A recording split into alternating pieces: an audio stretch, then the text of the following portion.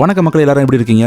ஜப்பான்ல இருக்கிற ஒசாகா அப்படிங்கிற இடத்துல ஒரு மிகப்பெரிய நிலநடுக்கம் வரதுக்கு முன்னாடி வீட்டுல இருந்த எல்லா கேட்ஸும் பதறி அடிச்சு ஓடுனதுல இருந்து பிலிப்பைன்ஸ்ல இருக்கிற ஒரு ஏர்போர்ட்ல 6.1 ரிக்டர் அளவுல ஒரு மிகப்பெரிய எர்த்குவேக் நடந்து மொத்த ஏர்போர்ட்டும் சின்னாபின்னமான வரைக்கும் சைனால இருக்கிற ஒரு ஸ்கூல்ல நிலநடுக்கம் வந்த உடனே பதறி அடிச்சு அத்தனை ஸ்டூடெண்ட்ஸும் பெஞ்ச் கடியில ஒளிஞ்சதுல இருந்து 2015 நேபாள்ல எர்த்குவேக்கால 6 லட்சம் பில்டிங் தரமட்டமான வரைக்கும் இதுவரைக்கும் செக்யூரிட்டி கேமரால பதிவானதுலயே பயங்கரமான 10 எர்த்குவேக்ஸ் பத்தி தான் பார்க்க போறோம். இஸ்மீர்னு சொல்லப்படுற இந்த வெஸ்டர்ன் டர்க்கி சிட்டி ஏஜியன் சீக்கு பக்கத்துல ஈஸ்ட் சைடுல அமைஞ்சிருக்கு. இஸ்தான்புலுக்கும் அங்காராக்கு அப்புறம் இஸ்மீர் தான் டர்க்கியா இருக்கிறதுலயே 3வது மிகப்பெரிய பாப்புலேஷன் அதிகமா இருக்கக்கூடிய சிட்டி. இந்த மொத்த ஏரியாலையும் எப்பவுமே சிஸ்மிக் ஆக்டிவிட்டி ரொம்பவே அதிகமா இருக்கும். முக்கியமா 2020 ஹாலோவின் அன்னைக்கு இந்த மொத்த ஏரியாவும் ஃபுல் சிஸ்மிக் டிஸ்பிளேல இருந்துச்சு. அக்டோபர் 30, 2020 6.6ல இருந்து 7 ரிக்டர் மேக்னிட்யூட் அளவுல இருக்கிற ஒரு மிகப்பெரிய earthquake Greek island south of இஸ்மீர்ங்கிற இடத்துல உருவாயிருக்கு. நீங்க பார்த்துட்டு இருக்கிற இந்த செக்யூரிட்டி ஃபுட்டேஜ்ல இந்த அட்வர்டைசிங் ஆபீஸ் இருந்தவங்க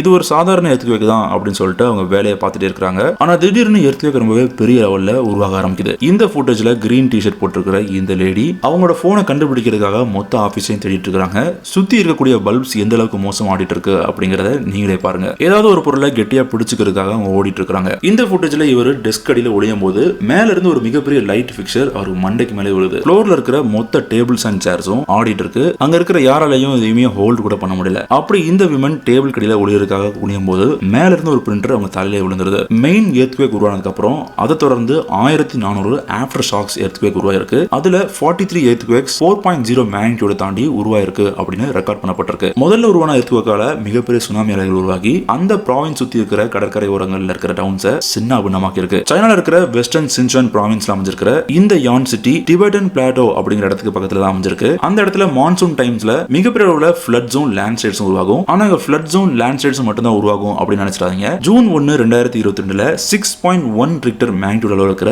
எர்த்குவேக் இந்த யான் சிட்டில நிறைய இடங்கள்ல உருவாயிருக்கு. அந்த ஏரியால இருக்கிற நிறைய சிசிடிவி கேமரால இது எல்லாமே தத்ரூபமா ரெக்கார்ட் ஆயிருக்கு. இதுல சொல்ற மாதிரி ஒரு மிகப்பெரிய ஃபுட்டேஜ் எது அப்படின்னா பக்கத்துல இருக்கிற லூசியான் மிடில் ஸ்கூல்ல எர்த்குவேக் வந்த உடனே எல்லா ஸ்டூடெண்ட்ஸும் அப்படியே பெஞ்ச்களில ஒளிய ஆரம்பிக்கிறாங்க. இதுல இருந்து என்ன தெரிய வருது அப்படின்னா எர்த்குவேக் நடக்கும்போது அவங்க எப்படி தப்பிக்கணும் அப்படிங்கறத நல்லாவே பிராக்டிஸ் பண்ணிருக்காங்க. எர்த்குவேக் வந்த உடனே இந்த அம்மா தன்னோட குழந்தையை தூக்கிட்டு கடையை விட்டு வெளியே ஓடுறதுக்கு ட்ரை பண்றாங்க. தூங்கிட்டு இருந்த நாய்க்குட்டி எர்த்குவேக் வந்த உடனே எந்திரிச்சு ஓட ஆரம்பிக்குது. அதே மாதிரி லூசியான் ஸ்கூல்ல இருக்கிற இந்த ஸ்டூடெண்ட்ஸ் தூரத்துல அடிக்கிற சைரன் சவுண்ட கேட்ட உடனே இமிடியேட்டா கிளாஸை விட்டு எவாக்குவேட் பண்ணி வெளியே போறாங்க. எர்த்குவேக் உருவாகிறதுக்கு அன்னைக்கு மார்னிங் அந்த ஊர்ல இருக்கிற 10 மில்லியன் மக்களுக்கு வார்னிங் அறிவிக்கப்பட்டுச்சு. ஆனா அந்த வார்னிங் ஆக்சுவலா எர்த்குவேக் உருவாகிறதுக்கு முன்னாடி வெறும் 9 செகண்ட்ஸ்க்கு முன்னாடி தான் எல்லாருக்கும் அனௌன்ஸ் பண்ணப்பட்டிருக்கு. அதனாலதான் நீங்க பார்த்த அந்த ஃபுட்டேஜ்ல கிளாஸ்ல இருக்கிற எல்லாருமே எர்த்குவேக்கோட சவுண்ட் கேட்டதும் இமிடியேட்டா டெஸ்க் அடியில ஒளிஞ்சிட்டாங்க. இந்தோனேஷியால இருக்கிற 5 மெயின் ஐலாண்ட்ல சுலாவேசின்னு சொல்லப்படுற இந்த இடமும் ஒரு முக்கியமான ஐலாண்ட். முக்கியமா இந்த ஐலாண்டோட ஸ்பெஷாலிட்டி என்ன அப்படின்னா இந்த ஐலாண்டோட கண்ட்ரோல்ல கிட்டத்தட்ட உலகம் ஃபுல்லா 18,000 மினி ஐலாண்ட்ஸ் இருக்கு. முக்கியமா இந்த மெயின் ஐலாண்ட் ஒரு மிகப்பெரிய காம்ப்ளெக்ஸான டெக்டானிக் பிளேட்டுக்கு மேல அமைஞ்சிருக்கு. ஆஸ்திரேலியன், பசிபிக், பிலிப்பைன்ஸ் அண்ட் சுண்டான் சொல்லப்படுற இந்த பிளேட்ஸுக்கு மேலதான் இந்த மெயின் ஐலாண்ட் அமைஞ்சிருக்கு. அதனால இந்த இடத்துல அதிகமான சுனாமிஸும் எர்த்குவேக்கும் அடிக்கடி உருவாகும். செப்டம்பர் 28, 2018 7.5 மேக்னிட்யூட் அளவுல இருக்கிற ஒரு மிகப்பெரிய எர்த்குவேக் மீனாஹாசா பெனின்சுலான்னு சொல்லப்படுற இந்த இடத்துல உருவாயிருக்கு. கல்ஃப் ஆஃப் டொமினின்னு சொல்லப்படுற இந்த இடத்துல மெயின் எர்த்குவேக் உருவானதுக்கு அப்புறம் 150 ஆஃப்டர் ஷாக் எர்த்குவேக்ஸ் உருவாயிருக்கு. அதுக்கப்புறம் கண்டினியூஸா 5 ஃபீட்டுக்கும் உயரமா இருக்கிற சுனாமி அலைகள் கோஸ்டல் ஏரியாவை தாக்கியிருக்கு. 5 ஃபீட்ல அலைகள் சின்னதா தான் இருக்கும் அப்படின்னு மக்கள் எடை போட்டிருந்தப்போ அதுக்கப்புறம் 18 ஃபீட்டுக்கு இருக்கிற ஒரு மிகப்பெரிய அலை அந்த மொத்த இடத்தையும் சின்ன பின்னமாக்கி இருக்கு. இந்த ஃபுட்டேஜ்ல இந்த சின்ன கிரவுட் ஒரு ஷோக்காக ப்ரிப்பேர் பண்ணிட்டு இருந்தாங்க. ஆனா இமிடியேட்டா எர்த்குவேக் அந்த மொத்த இடத்தையும் தாக்க ஆரம்பிச்சிருக்கு. சிசிடிவி ஃபுட்டேஜ் எந்த அளவுக்கு மோசமா ஆடுது அப்படிங்கறத நீங்களே பாருங்க.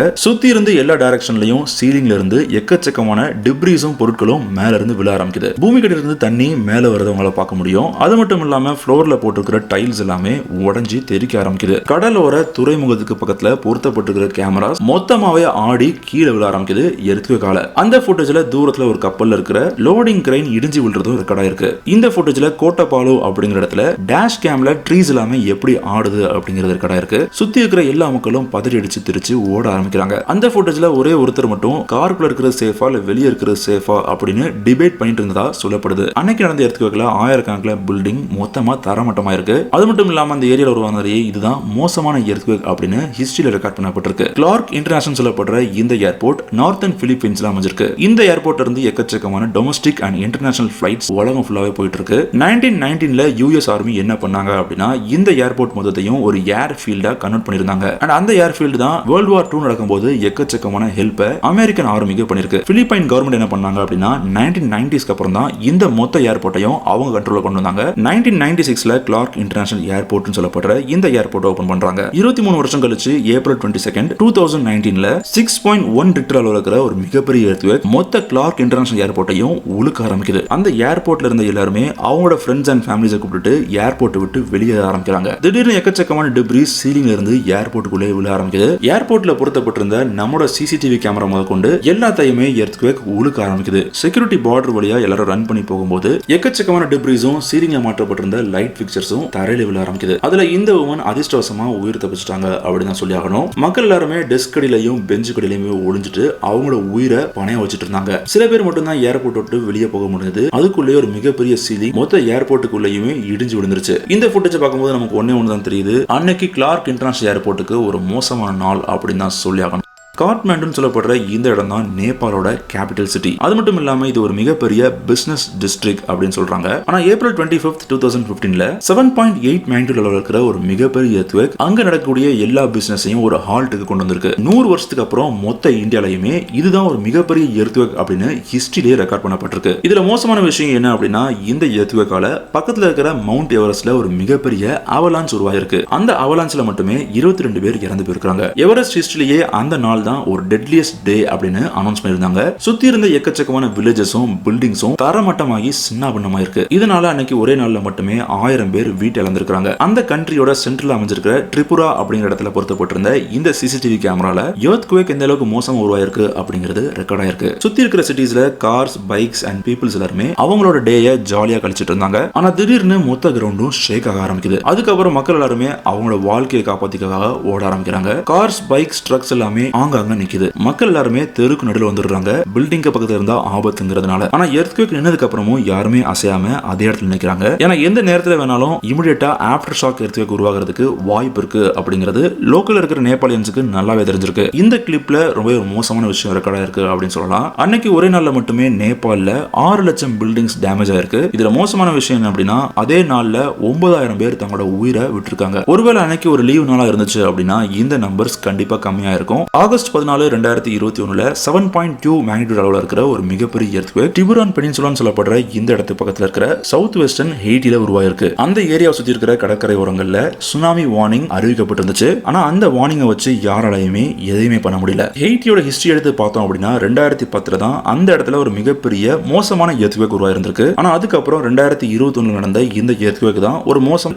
அந்த கிரோசரி ஸ்டோர் மாதிரியே பக்கத்துல இருக்கக்கூடிய நிறைய பில்டிங்ஸ் கம்ப்ளீட்டாவே டேமேஜ் ஆகி சின்ன பின்னமா இருக்கு. அதுக்கப்புறம் இந்த சம்பவம் சோஷியல் மீடியால ரொம்பவே வைரலா பேசப்பட்டுச்சு. அலாஸ்கால இருக்கிற ஆங்கரேஜ் சொல்லப்படுற இந்த இடத்துல மொத்தமாவே 3 லட்சம் மக்கள் தான் இப்ப வாழ்ந்துட்டு இருக்காங்க. ஆனா அந்த நாட்டில் இருக்கிறதுலயே இந்த பாப்புலேஷன் தான் இருக்கிறதே அதிகம் அப்படின்னு சொல்றாங்க. ஏன்னா இந்த ஒரு இடத்துல மட்டுமே நாட்டோட 40% பாப்புலேஷன் வாழ்ந்துட்டு இருக்காங்க. ஏன்னா இந்த சிட்டில தான் ஐலாண்டோட நிறைய லேண்ட் ஏரியா அமைஞ்சிருக்கு. அலாஸ்காவை பத்தி சொன்னோம் அப்படின்னா கண்டிப்பா எர்த்குவேக் அப்படிங்கிறது ரொம்பவே காமன் தான். ஏன்னா ஒவ்வொரு 1 இல்லைன்னா 2 வருஷத்துக்கு ஒரு தடவை 7.0 மேக்னிடியூட் அளவுல எக்கச்சக்கமான எர்த்குவேக் இந்த இடத்துல உருவாகும். ஒரு நாள் ஃப்ரைடே அன்னைக்கு நவம்பர் 30, 2018ல அதே மாதிரியே 7.0 ரிக்டர் அளவுல இருக்கிற ஒரு மிகப்பெரிய எர்த்குவேக் ஆங்கரேஜ் அப்படிங்கிற இந்த ஊர்ல காலையில 8:30க்கு தாக்க ஆரம்பிக்குது. அதுக்கப்புறம் அந்த ஏரியாக்கு பக்கத்துல இருக்கிற சுனாமி வார்னிங் சென்டர்ஸ் என்ன பண்ணாங்க அப்படின்னா அந்த ஏரியால இருக்கிற பாமர் அலாஸ்காவை சுத்தி இருக்கிற எல்லா இடத்துக்குமே வார்னிங்ஸ் அனுப்ப ஆரம்பிச்சாங்க. இது நடந்துட்டு இருக்கும் போதே அலாஸ்கா சில்ட்ரன்ஸ் அகாடமின்னு சொல்லப்படுற இந்த ப்ரீ ஸ்கூல்ல மொத்த சம்பவமும் சிசிடிவி கேமரா ரெக்கார்ட் ஆயிருக்கு. 10க்கு 10 இருக்கிற ஒரு சின்ன ஸ்டோர் ரூம்ல பொருத்தப்பட்டிருந்த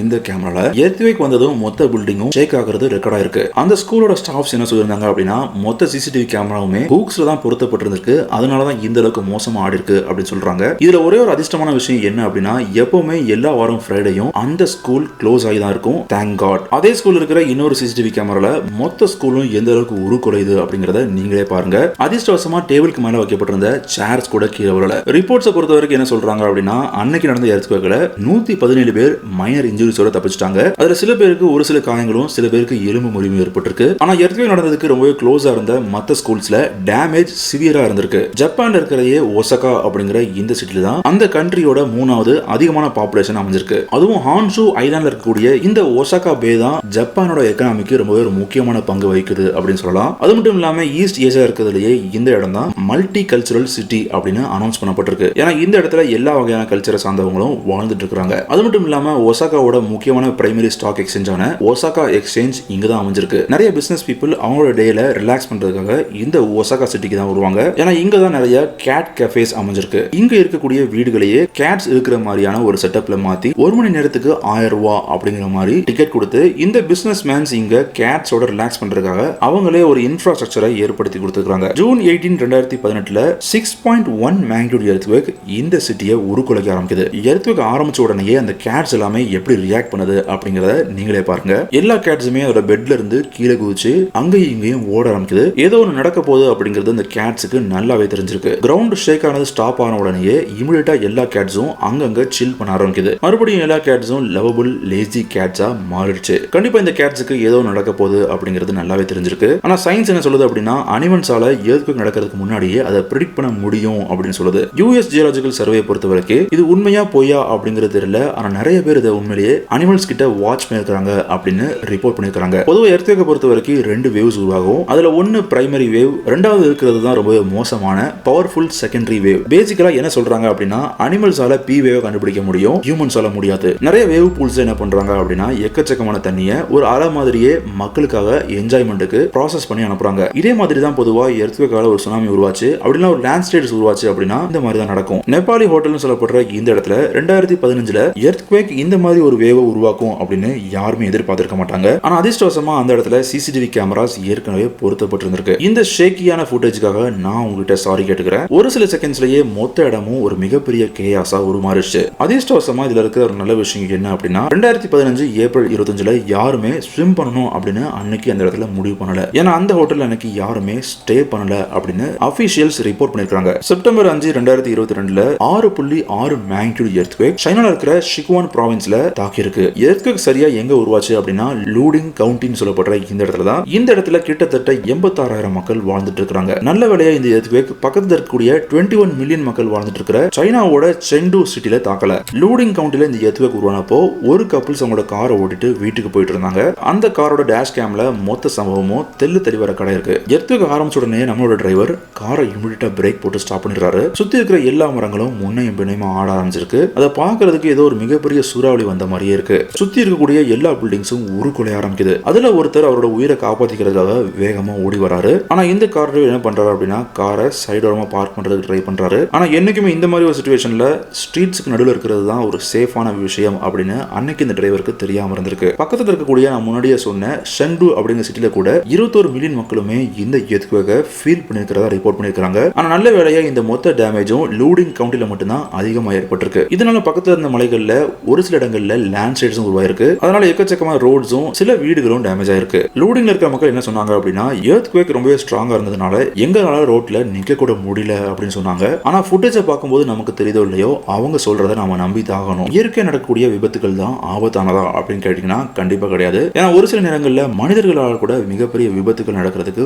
வாய்ப்புகள் அதிகமா இருக்கு. அதே மாதிரி தான் இந்த வீடியோல சின்ன சின்ன மிஸ்டேக்ஸால ஏற்பட்ட அன்பிலியபிள் ஷிப் டிசாஸ்டர்ஸ் பத்தி பேசியிருக்கேன். இந்த வீடியோ பார்க்காதவங்க ஸ்கிரீன்ல இருக்கிற லிங்க் கிளிக் பண்ணி பாருங்க.